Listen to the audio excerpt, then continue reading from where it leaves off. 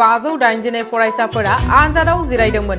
बेनिनो सा 2,29,131 हिनजावसा हौवासा फरायसाफोरा आनजादाव उथ्रिसारनो हादों।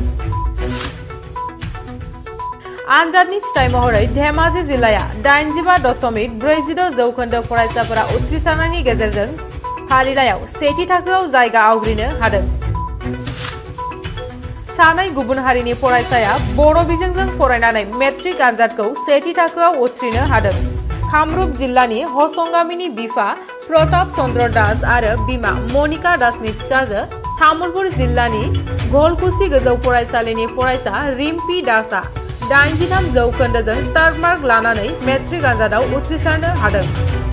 फारसेथिं बाक्सा जिल्लानि धर्मपुर दाउदारानि बिफा देबारु गर आरो रत्निगरनि फिसाजो सापागुरि कक्लाबारि गोजौ फरायसालियाव फरायनाय अनजालि गर मुंनि सासे फरायसाया 67% नम्बरजों उथ्रिसारनो हादों। सेबाजों खुंजानाय मेट्रिक आनजादाव तामुलपुर जिल्लानि कुमारिकाटा इउएन एकाडेमि फरायसालिनि फरायसा तामुलपुर जिल्लानि आंगारगाटा मथंगापारा गामिनि बाबुराम बर' आरो फुलमती बर'नि आंगो फिसाज्ला दीपक बर'आ मेट्रिक आनजादाव 97% नम्बर लाखिनानै ओनसोलनाङै गोग्गानाय लाबोदों। मख'नो गोनांदि दीपक बर'आ सानखान्थि आयदायाव 100, समाज बिगियान आयदायाव 100, इंराजियाव 93, एमाइल बर'आव 97, बिगियानाव 95 आरो एडभान्स मेथामेटिक्सआव 97 नम्बर मोननो हादों। मेट्रिक आनजादनि फिथाइ महरै गासै उथ्रिसारनाय फरायसाफोरनि गेजेराव लखिमपुर जिल्लानि सेन्ट मेरि गोजौ फरायसालिनि फरायसा रुपपाला 597 नम्बर लाखिनानै गिबि पजिशनाव जायगा आवग्रिनो हादों। भारतनि गाहाय मन्त्रि नरेन्द्र मोदीआ क्रेडिट लिंक सरकारि योजनाफोरनि थाखाय जन स्मार्ट पर्टेलखौ लन्च खालामना होबाय। बेजों मोनब्रै थाखोनि लन लानो हानायनि सुबिदा थागोन आरो बेजों सरकारि स्किमनि गेजेरजों लन लानायाव गोरलैसिन जागोन आरो मोन 13 सरकारि स्किमनि लन लानो थाखायबो आरज गाबनो हासिगोन। 14 नं चिरां दुवार इउपिपिएल ब्लक कमिटिया चिरां जिल्लानि देवस्रि बिसिडिसिनि सिङाव थानाय देवस्रि गेजेर फरायसालिजों लोगोसे गासै गं 18 अंगनबादि मिरु बेखेवनानै होयो।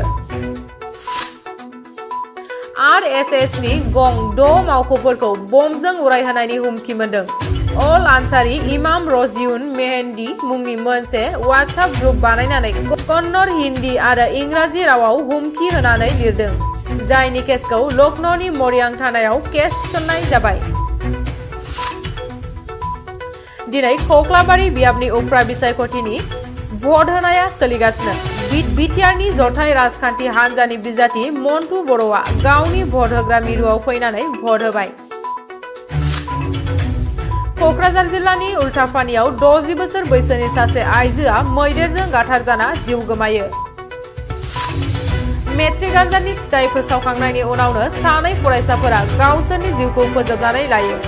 मंगलदै ओनसोलनि 15 बोसोर बैसोनि राहुल बरा मुंनि सासे फरायसाया रिजाल्ट नुनायनि सिगांनो गावनि जिउखौ फोजोबना लादों आरो सुसाइड नोटआव बिमा बिफा लुगैनाय बायदि आनजादनि फिथाइखौ होनो हानाय नङा होनना, नाथाय बियो संस्कृत आयदायाव लेटार लाखिनानै सेकेन्ड डिभिजन लाखिनानै आनजादाव उथ्रिसारनो हादों। फारसेथिं रिजाल्ट मोनखांनायनि उनाव मेरापानि ओनसोलनि सबिन सुरिया मुंनि फरायसाया आनजादाव उथ्रिनो हायैनि गावनि जिउखौ फोजोबना लायो। नोंथांमोना सानफ्रोमबोनि खौरांखौ मोननो थाखाय रिलाइभ निउज 24 बड' इउटुब चेनेलखौ साबस्क्राइब खालामनायजों लोगोसे फेसबुक पेजखौ फल' खालामनानै लाइक शेयार खालामनो दाबाव। गोजोन्थों।